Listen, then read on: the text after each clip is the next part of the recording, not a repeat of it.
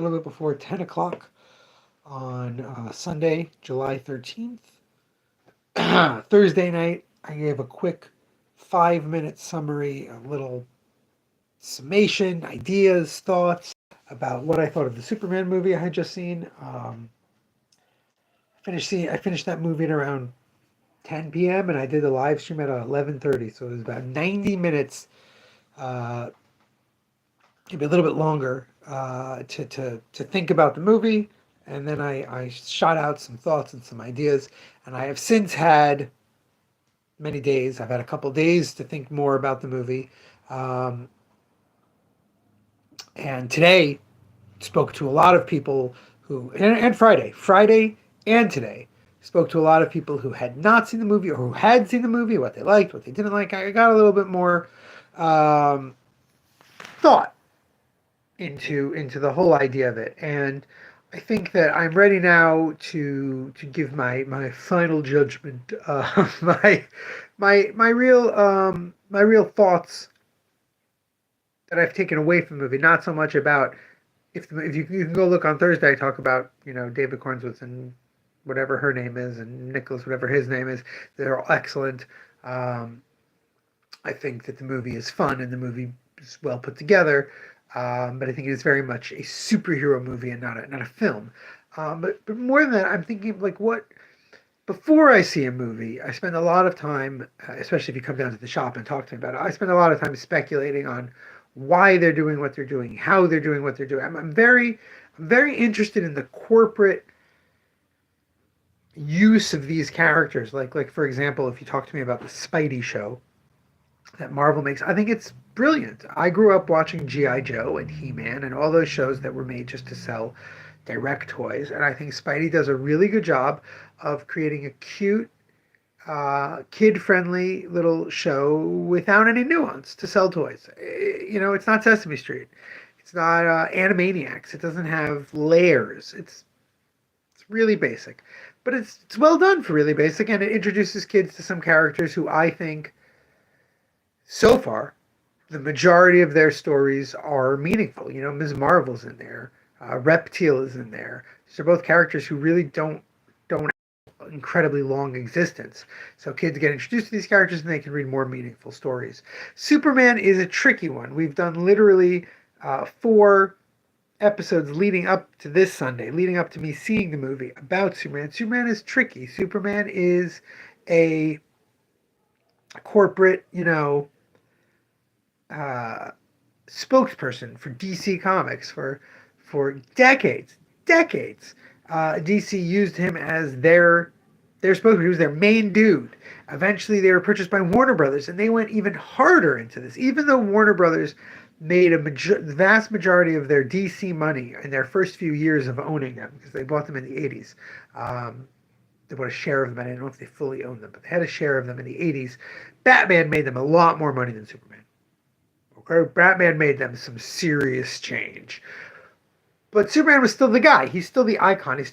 And that is something that is always going to affect the Superman, even if it's a DC Elseworld Dark Label. Ooh, we're doing. Frank Miller has that. We talked about this. Frank Miller has that crazy Batman, Superman Year One, that goes into some really weird places.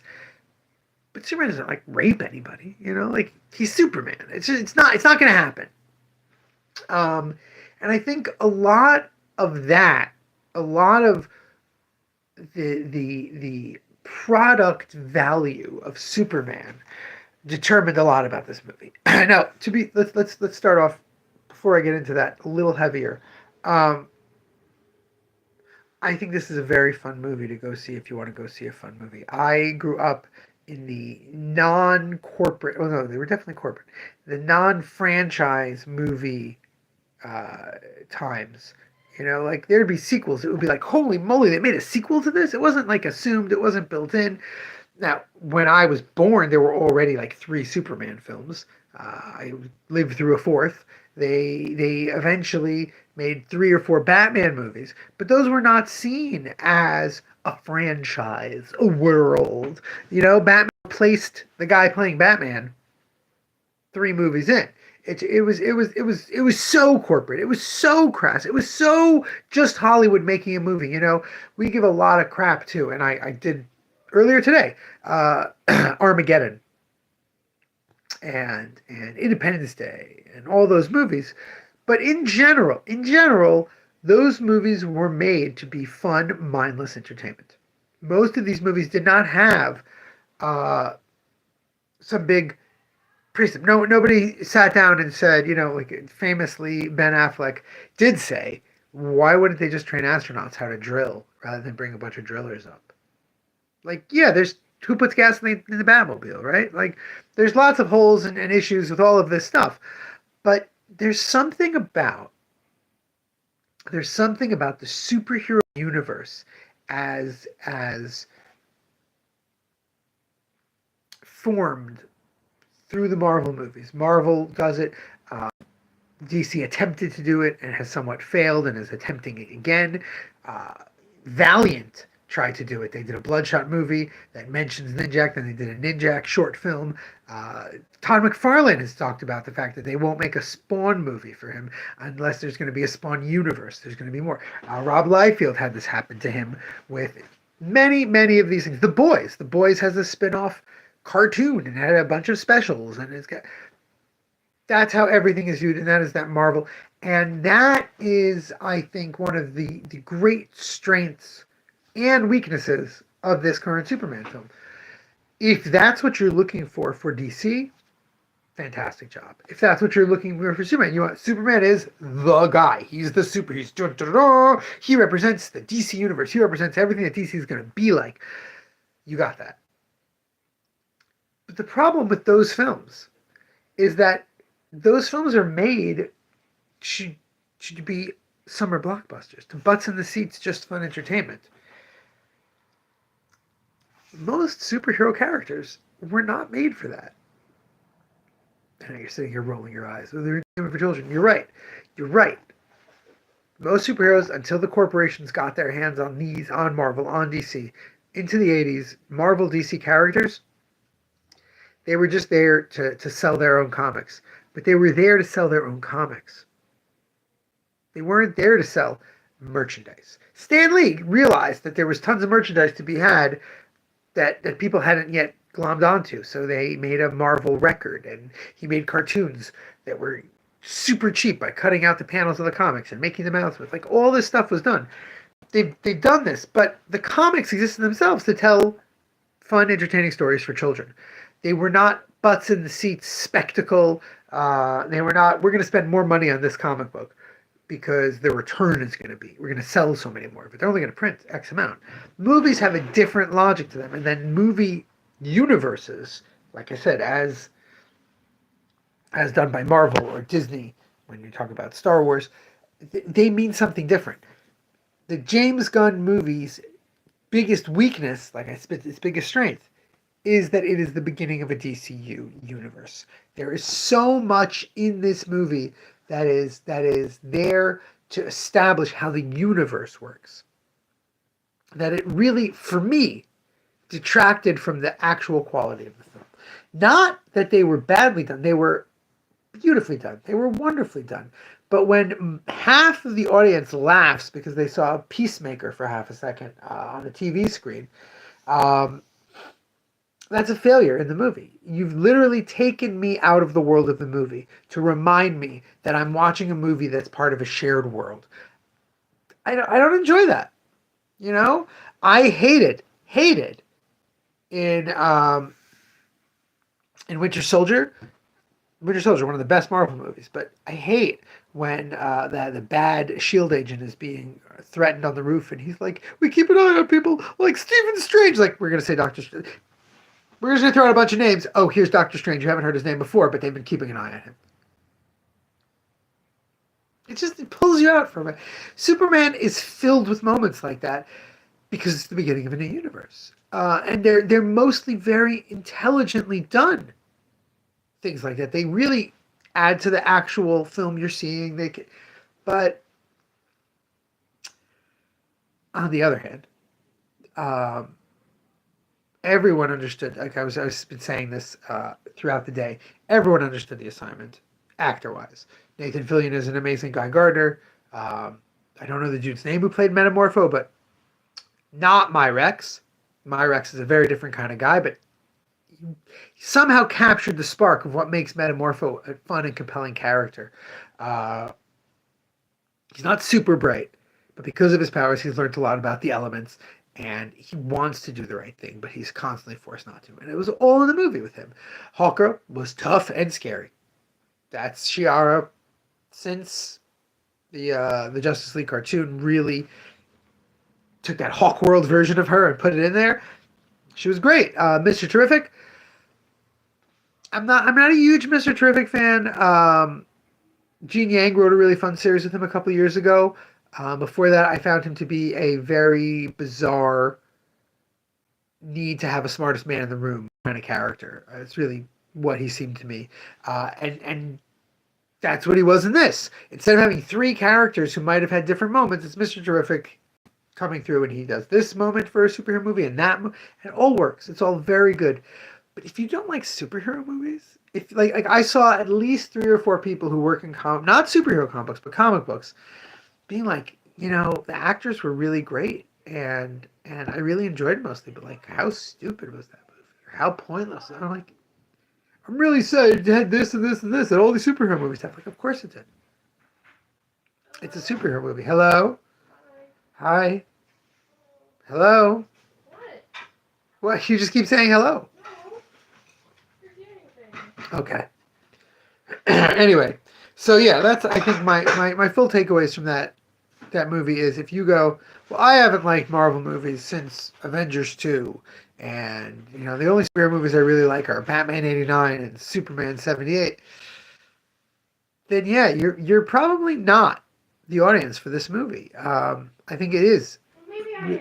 Maybe you are, but I think it's really well made superhero film. And again, I don't think they've made a movie that I've seen, because there's a lot of superhero movies I haven't seen. I don't think they've made a movie where characters so embodied a version of the character just perfectly, as they have with this David Cornsworth guy. He's there. I'm not seeing an actor playing Superman. I'm seeing in the way he talks and the way he carries himself. He was excellent. So if you just love Superman, you want to see him on screen. But like, I know someone who kind of low-key hates the Marvel movies, and he was like, well, maybe one day we'll make a superhero movie I like. That Superman was terrible. And it was like, yeah, why did you go? Like, I didn't plan on going. I only went because people I care about wanted to go on opening night, and I figured it's good for me to see it for the live stream, for the shop. I'll go.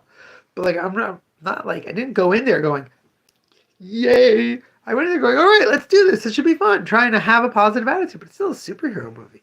And on the other side, there's people talking about how brilliant and how incredible and how amazingly well made it is. Now, when it's a 19-year-old telling me this, and he's like, yeah, it made me think of the early Marvel movies. It's like, sure. But someone in their like 40s or 50s who's watched a lot of films, someone doesn't watch a lot of movies, fine. But someone who's watched a lot of films, read a lot of comic books, read a lot of media, it's a schmaltzy superhero film. I'm sorry. All the big points are fairly simplistic. All the major beats are really telegraphed. They're done well. They're done well in a superhero movie. I don't think I've enjoyed a superhero movie that much in years. But I didn't enjoy it that much because it's a superhero movie.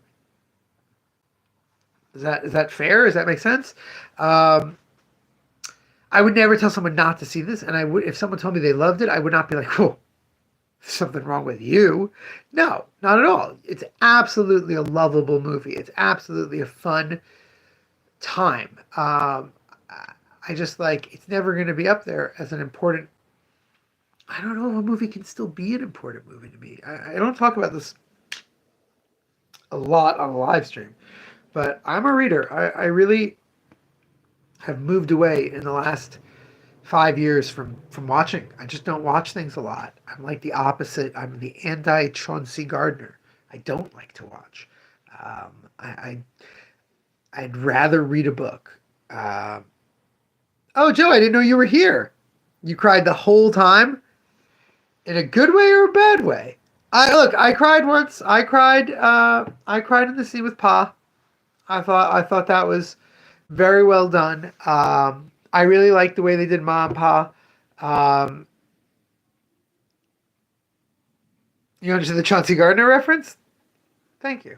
Um, I yep, Joe's got it. Joe always knows. Um, but yeah, here's the thing, Joe. You love Superman.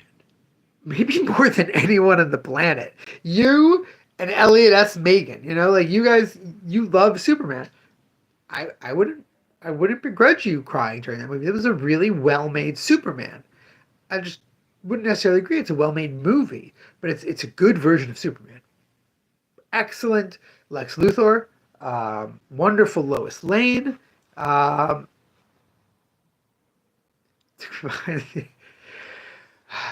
and you enjoyed that movie so much you want to take it behind the middle school and get it pregnant. I'm sure. That's also a reference, right? But see, Joe, that's the thing. Me, the non-comic shop guy. If somehow I didn't have this comic shop and I didn't immerse myself in this stuff, I'd probably be right there with you. I'd probably have finished that movie and been like, "Wow, that was amazing. That was wonderful. That was incredible." Because the special effects were great, the actors were wonderful. But like me, the media critic who doesn't really love film so much anymore, it's why couldn't this be a comic? Um, Still was like, why couldn't this be a comic? In fact, this was a comic. The Let's say on three, Joseph. Let's say the Superman storyline that this most felt like. Ready? One, two, three. Birthright. Obviously not going to work. But yes, I believe it would be a better comic. I think the comic can have more nuance and more subtlety. But I think one of the things that they did very well is something that is very important to you, Joe, for the character of Superman. That's why you love Truth Justice, right? What's so funny about Truth Justice is Superman is an inspiring figure. I think the scene with Metamorpho was great about that. I think that whole scene with Metamorpho, I don't want to give away too many spoilers. I hate that. But what the two of them went through together, how Metamorpho reacted, how Superman reacted to that, what he did afterwards. I think these are wonderful Superman moments. And I think for you, a real Superman fan whose last Superman, had to let some people die because his papa didn't want him to show off his powers, like this is Superman. But they did it in many ways. They showed how he inspired in a variety of different storytelling motifs and mediums, and I thought it was really, really well done for that reason. I'm just not the person who you want to ask about movies.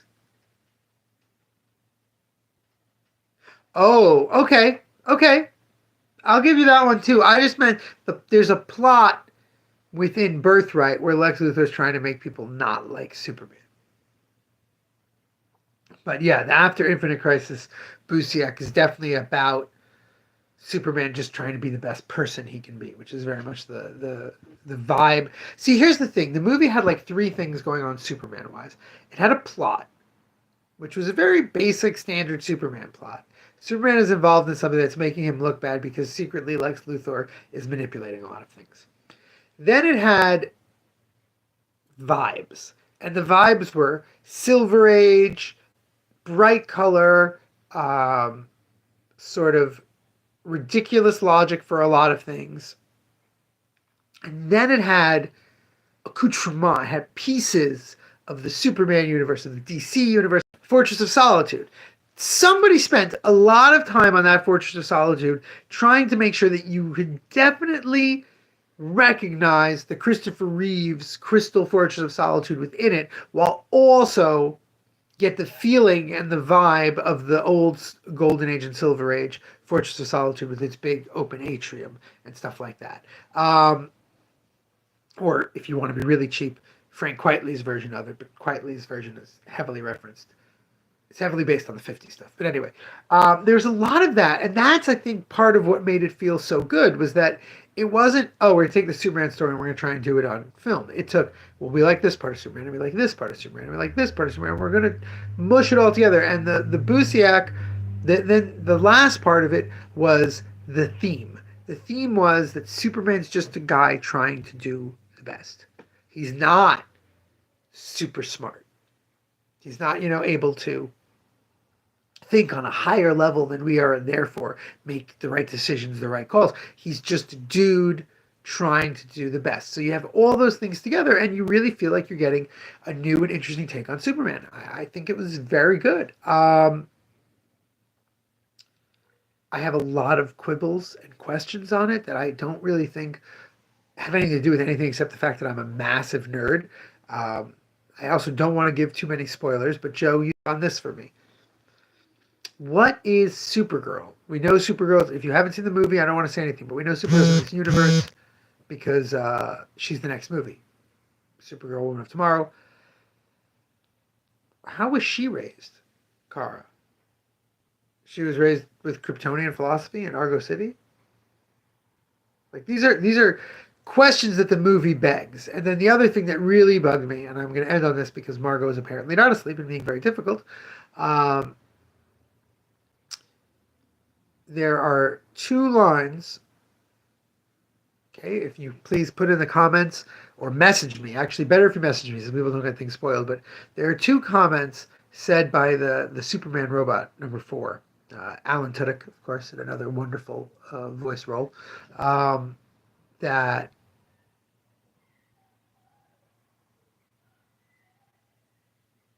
oh, right, that's what I like to hear, Joe. And I think I've definitely seen an uptick in the Superman sales today for a Sunday, so that's good. But there's 2 things that the robot says. One, after the attack, after it's been attacked, and another before that in an earlier scene that makes me think there's a whole subplot that's been cut out. I don't want to say anymore, but it rankles me, and I have to wait until there's like DVD commentary to be like, oh yeah, we were going to reveal this in a totally different way. We took it out, so we left it in case people wanted to catch on. But anyway, but yeah, it was definitely a fun film. It definitely used the anything can happen, no such thing as scale, stuff that comic books do so well. So I'm glad, and I hope it does help people buy more and more comic books. And I hope that all the DC movies do that. The DC movies, rather than trying to take one thing, they take bits for vibe and for theme and idea and make it that people just want to know more about the character. I'm all for it. All right, tomorrow, I don't know what's going to be. It's a crazy busy day with my family. Plus, Moolah Monday. We're doing for Moolah Monday sale. I'll show it here on the live stream. An entire row of manga. I've taken a whole bunch of the manga and rearranged it. I've got a row of about 100 manga that are buy one, get one free, including one of my favorite series, To Your Eternity. Lots of volumes of that. So yeah, tune in tomorrow to see that sale. Until then, remember, damn it, babies, you gotta be kind. No, Joe, you have a smallish stack. I'll send you a picture if you want. But right now I gotta go check on Margot.